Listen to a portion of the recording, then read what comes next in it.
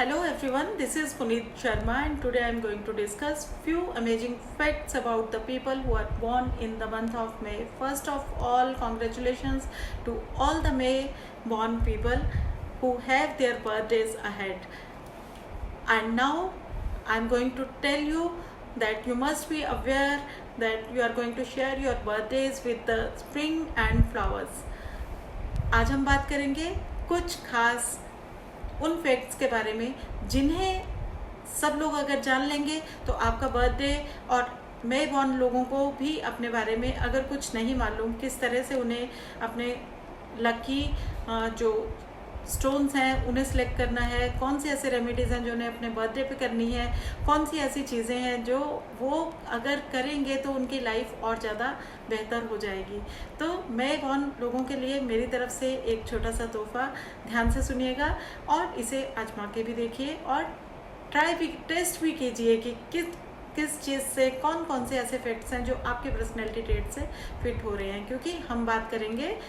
पूरे ही मई मंथ की और मई मंथ में 2 जॉडिक्स जो हैं वो अपना इसमें इन्फ्लुएंस करेंगे आपके पर्सनैलिटी ट्रेट्स को। फर्स्ट 21 डेज में जो पैदा होंगे वो टॉरियंस होंगे और 21 के बाद के जो बच्चे होंगे वो जेमिनाई होंगे। टिल 30th में हम लोग जो प्रेडिक्शंस कर रहे हैं, जो एनालिसिस आपको दे रहे हैं, आपकी पर्सनैलिटी ट्रेट्स के बारे में आपको बता रहे हैं, उसमें सबसे ज़्यादा जो एक खासियत है वो है कि आप लोग बहुत ज़्यादा अप्रिशिएट करते हैं अगर कोई चीज़ बहुत ही खूबसूरत है, यानी कि चीज़ों को अच्छे क्रिटिक्स अगर चाहिए तो टॉरियंस या जेमिनाई से अच्छे क्रिटिक्स उन्हें नहीं मिलेंगे। तो love for beauty and the eye to appreciate beauty, that quality you have. दूसरी चीज़ जो आप लोगों में अच्छी है वो है कि लव फॉर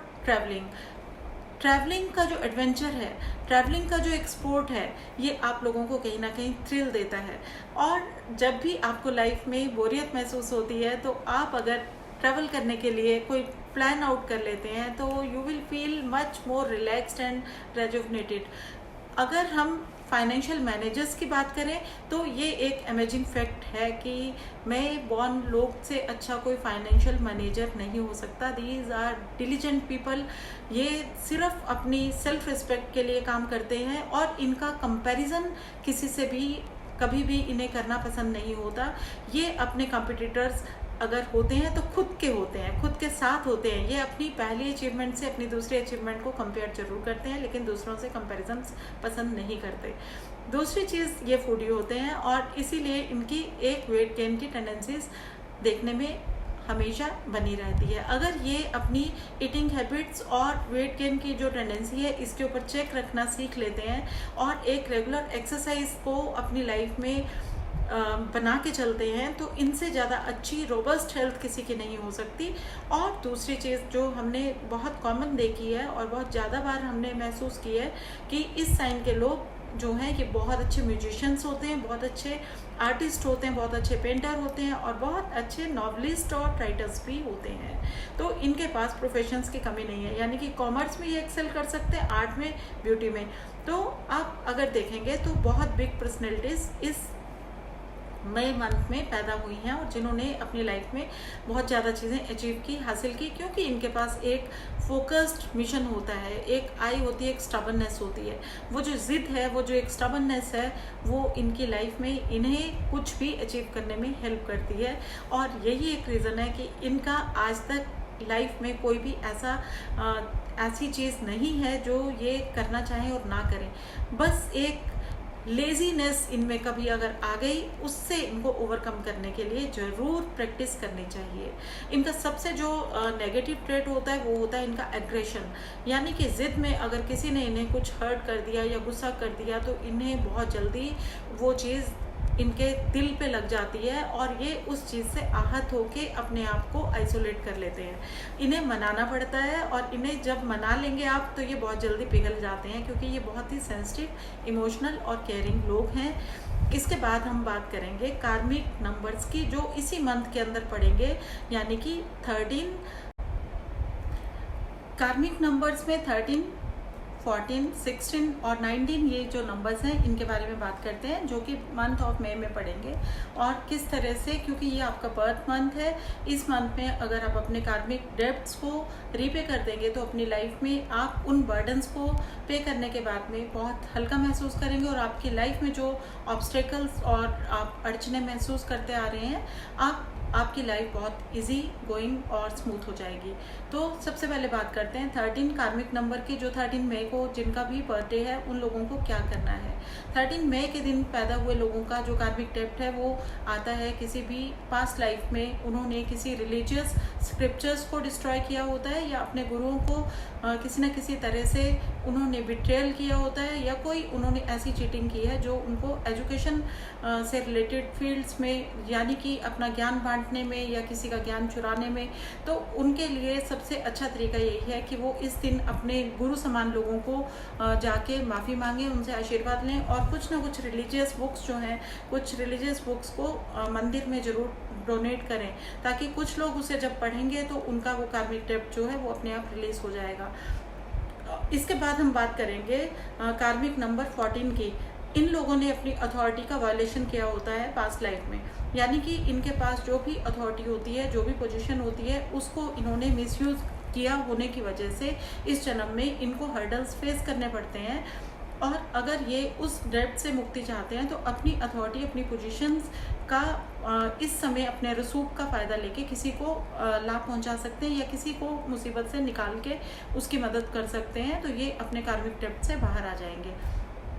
और दूसरा, ये अपनी लाइफ में एक डिसिप्लिन को मेंटेन करके चलें, टेम्पटेशंस को दूर रखें, तो भी इनके कार्मिक डेब्ट्स काफ़ी हद तक कम हो जाएंगे। 16 नंबर वाले लोगों ने कहीं ना कहीं लव अफेयर्स में, या अपने लाइफ पार्टनर को, या अपने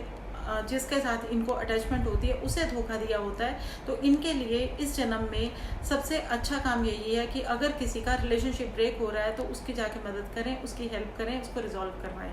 या फिर इस जन्म में लॉयल्टी को अपना एक मूल मंत्र बना के चलें। 19 नंबर जो कार्मिक डेब्ट्स वाले लोग हैं, उनको 19 मई को जिनका बर्थडे पड़ेगा, उनके लिए उन्होंने पास्ट लाइफ कार्मिक डेब्ट्स किस तरह से लेके चले हुए हैं उसके बारे में डिस्कस करते हैं। उन्होंने अपनी पावर और पोजीशन का पास्ट लाइफ में मिसयूज़ किया है, यानी कि किसी की लैंड ग्रैबिंग में उन्होंने कोई मिसयूज़ की है अपनी पावर्स, तो उन्हें क्या चाहिए कि किसी भी एग्रीकल्चरल लैंड के अंदर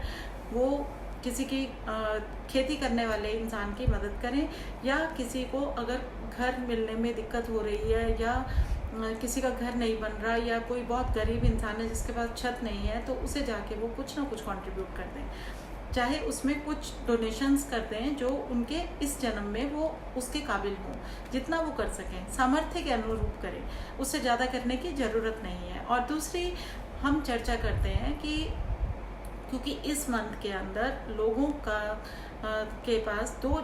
जॉडिक साइंस का इम्पैक्ट होता है, टॉरियन एंड जेमिनी का, तो इन दोनों के लिए जो लकी जेम स्टोन है वो कौन से हैं। एमरल्ड इनके लिए बहुत अच्छा है, सफायर अच्छा है, एगेट ये यूज़ कर सकते। और अगर आपके घर के अंदर कोई भी मई बॉर्न लोग हैं जिनका बर्थडे आगे आने वाला है, तो आप उन्हें क्या गिफ्ट करेंगे, उसमें भी आप इनके लकी जेमस्टोन्स इनको गिफ्ट दे सकते हैं, या ज्वेलरी में उन्हें सजेस्ट कर सकते हैं कि अगर आप उनके लिए प्रीशियस जेमस्टोन नहीं लेके दे पा रहे हैं इस वक्त, तो आप उन्हें उनकी ज्वेलरी में से निकाल के बोलिए कि उस दिन इन्हें ज़रूर पहनी है। यानी कि एमरल्ड, एगेट,